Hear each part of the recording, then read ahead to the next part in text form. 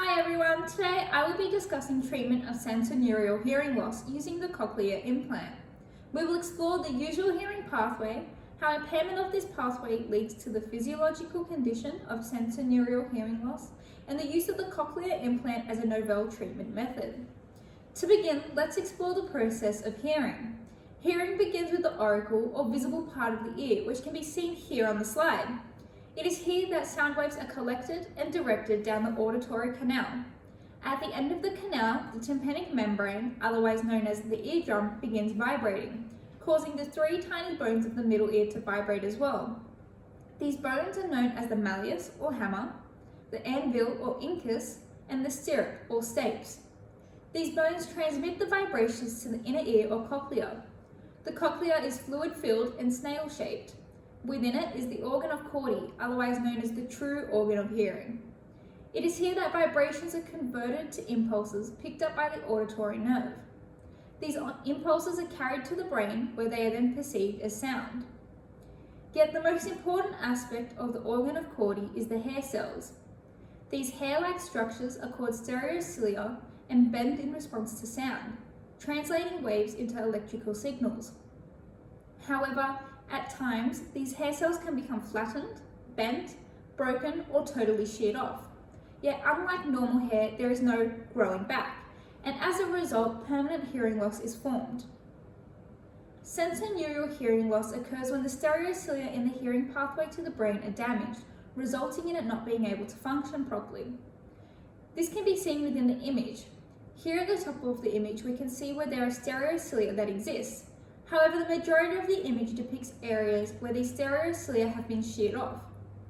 Moreover, sensorineural hearing loss affects 9 in 10 people with hearing loss, being the most common form. It can be caused by trauma, family history, and drug treatment and disease. In some rare circumstances, children may be born with a congenital version of the condition. However, the most common cause for the condition is degeneration of the stereocilia or cochlea due to the natural aging process. Hearing loss is one of the most common conditions, affecting 1 in 6 Australians. This number is expected to rise to 1 in 4 by 2050. This is due to our aging population and the increased exposure to dangerously loud noise experienced in everyday life. However, it also has a massive impact on society, costing Australians $11.75 billion annually due to a number of factors, including a loss in productivity. But how does sensorineural hearing loss affect hearing? It impacts both clarity and loudness, reducing the range of comfortable sounds.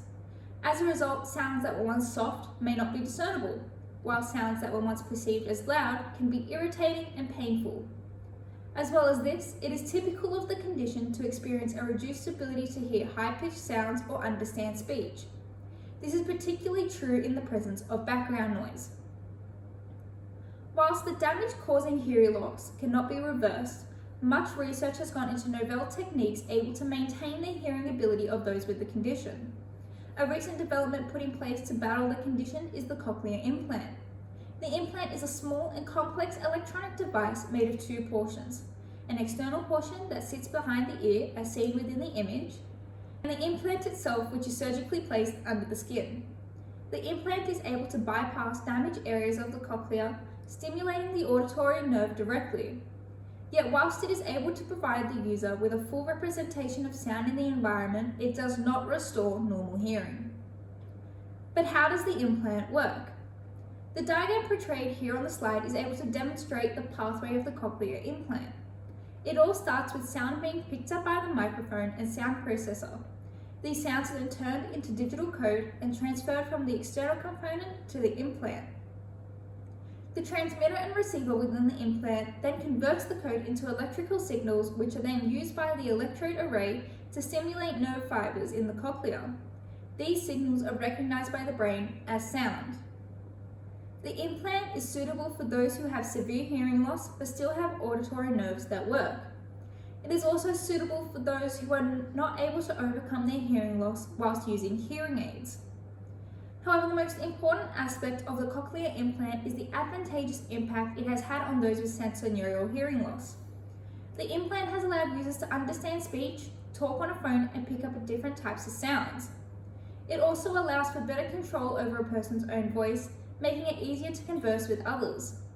This has allowed these individuals to both maintain and participate in social interaction and to gain employment that was previously impossible to consider. By being able to interact as they normally would, it has also allowed for an improved mental well-being and happiness, removing some of the burden brought on by the condition. Conclusively, today we have been able to explore the significance of sensorineural hearing loss as a physiological condition. Yet use of novel advancements such as the cochlear implant can be used to maintain the remaining hearing ability and significantly improve the lives of those suffering from the condition. Thanks.